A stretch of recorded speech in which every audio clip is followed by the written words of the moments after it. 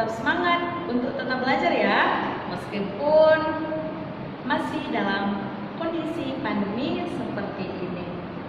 Nah, anak-anak jangan lupa jaga kesehatan, atur pola makan yang sehat, dan ikuti protokol kesehatan.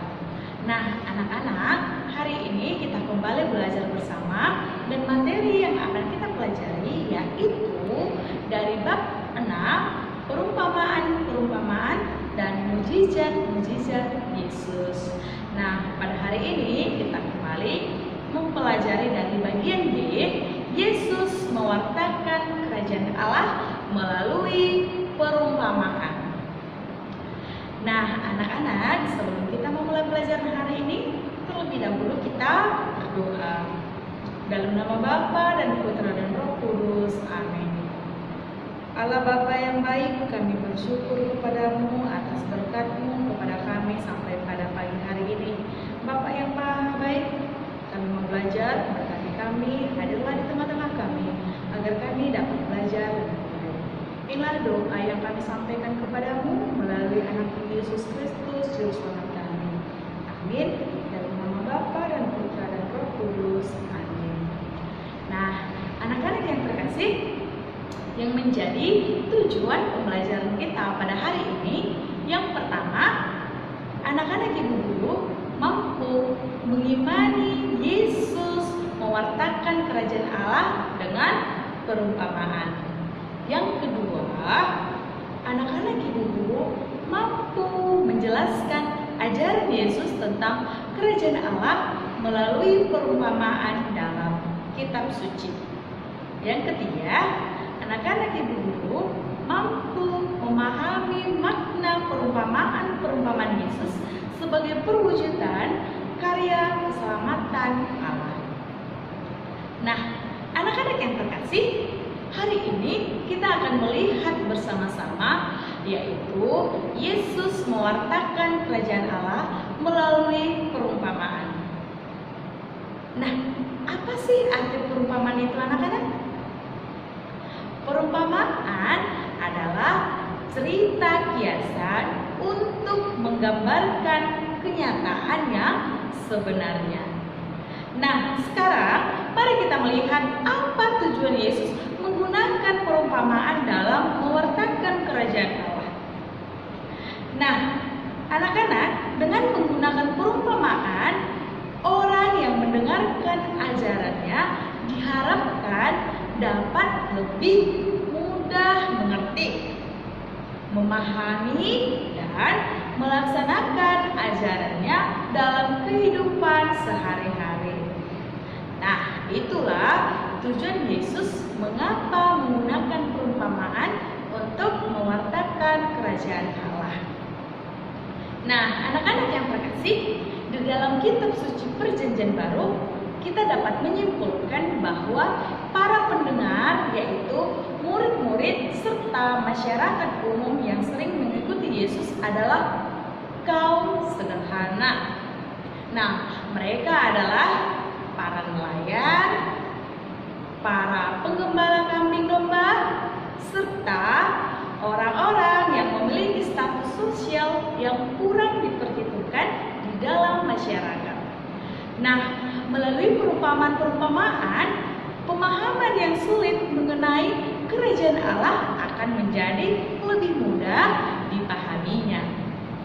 Nah, anak-anak, hari ini kita diajak untuk mengenal perumpamaan, yaitu tentang seorang penabur, yaitu yang terdapat dalam Lukas bab 8 ayat 4 sampai 15 yang menekankan sikap rendah hati dan sikap terbuka kepada Allah sebagai salah satu aspek dari kerajaan Allah. Nah, anak-anak, sekarang mari kita menyaksikan video berikut ini, yaitu kisah perumpamaan seorang penabur yang terdapat dalam Lukas 8 ayat 4 sampai 15. Suatu hari, ada seorang penabur yang keluar untuk menabur benih yang jatuh di atas 4 jenis tanah.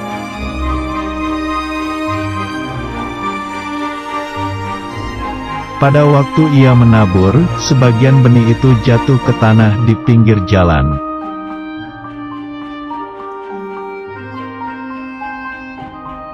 Lalu datanglah burung dan memakan benih itu semua sampai habis dan tidak berbuah.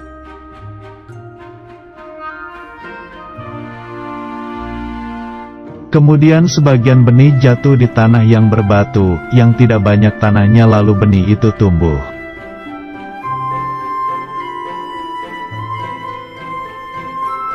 Tetapi setelah matahari terbit, benih itu menjadi layu dan kering karena tidak berakar dan tidak berbuah.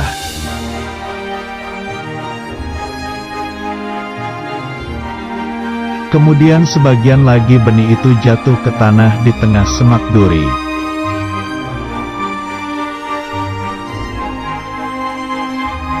Lalu makin besar semak duri itu dan menghimpit benih yang tumbuh itu sampai mati dan tidak berbuah.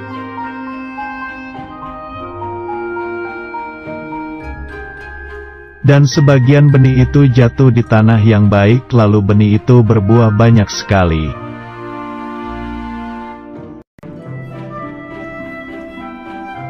Benih itu ada yang berbuah 30 kali lipat, ada yang 60 kali lipat, dan ada yang 100 kali lipat.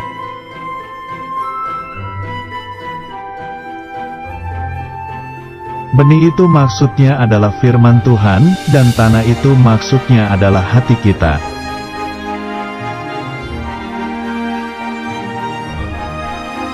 Benih yang di pinggir jalan adalah firman yang hanya didengar saja dan tak memperhatikan firman itu, lalu datang si jahat yang mengambil firman itu di hatinya. Contohnya adalah main HP waktu ibadah.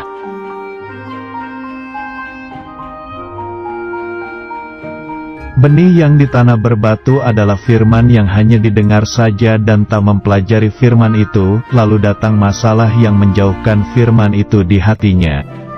Contohnya adalah malas membaca Alkitab.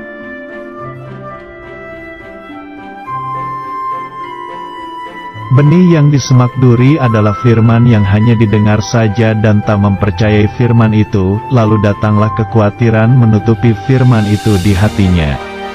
Contohnya adalah takut akan hari esok.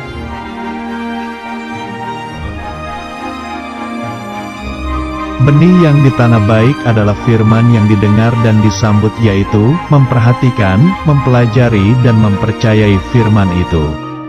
Contohnya adalah rajin membaca Alkitab, merenungkan dan melakukan firman Tuhan. Nah, anak-anak yang terkasih, yang dimaksud penabur adalah Yesus sendiri yang mewartakan kerajaan Allah kepada semua orang. Sedangkan yang dimaksud dengan benih adalah sabda Allah. Nah, sabda itulah yang berisi nilai-nilai kerajaan Allah, yaitu damai, kerendahan hati, sikap lemah lembut, penuh kasih, pengampunan, dan persaudaraan. Nah, benih yang ditaburkan jatuh di berbagai tempat, yaitu ada di pinggir jalan, di tanah yang berbatu-batu, di semak berduri, dan di tanah yang baik. Nah, anak-anak yang terkasih, perumpamaan tentang biji sesawi dan ragi yang terdapat dalam Injil Lukas bab 13 ayat 18 sampai 21. Nah, itulah perumpamaan-perumpamaan yang kita dengarkan. Sebetulnya masih banyak perumpamaan-perumpamaan lain. Nah, anak-anak ibu guru bisa mencari di dalam kitab suci ya. Ceritanya menarik loh. Nah, anak-anak ibu guru, kamu bisa menambah ilmu, dapat menambah pengetahuan tentang bagaimana Yesus mewartakan kerajaan Allah dengan perumpamaan. Nah, anak-anak yang terkasih, yang menjadi tugas kamu hari ini adalah yang pertama, mengapa Yesus menggunakan perumpamaan mengajarkan kerajaan Allah? Nah, tugas kamu yang kedua, tuliskanlah beberapa perumpamaan yang disampaikan oleh Yesus di dalam Injil. ini boleh kamu cari dalam kitab suci ya, Nak. Banyak itu ada perumpamaan di situ ya. Di situ kamu cari. Nah, yang ketiga, pilihlah salah satu perumpamaan yang kamu sukai dan hiaslah dengan indah. Nah, anak-anak, itulah yang menjadi tugas kamu di rumah. Nah, untuk mengakhiri pembelajaran kita pada hari ini, marilah kita berdoa. Dalam nama Bapa dan Putra dan Roh Kudus, amin. Allah Bapa yang Maha Baik, kami bersyukur karena pembelajaran kami hari ini dapat berjalan dengan baik dan lancar. Semoga ya Bapa, apa yang kami pelajari dapat kami terapkan dalam kehidupan kami sehari-hari. Inilah doa yang kami sampaikan kepadamu melalui anak Yesus Kristus, Juru Selamat kami. Amin. Dalam nama Bapa dan Putra dan Roh Kudus, amin. Anak-anak yang terkasih, demikianlah pembelajaran kita pada hari ini. Semoga pembelajaran hari ini dapat menambah wawasan kamu, dapat kamu terapkan dalam kehidupan sehari-hari. Tetap semangat, tetap jaga kesehatan. Tuhan Yesus memberkati.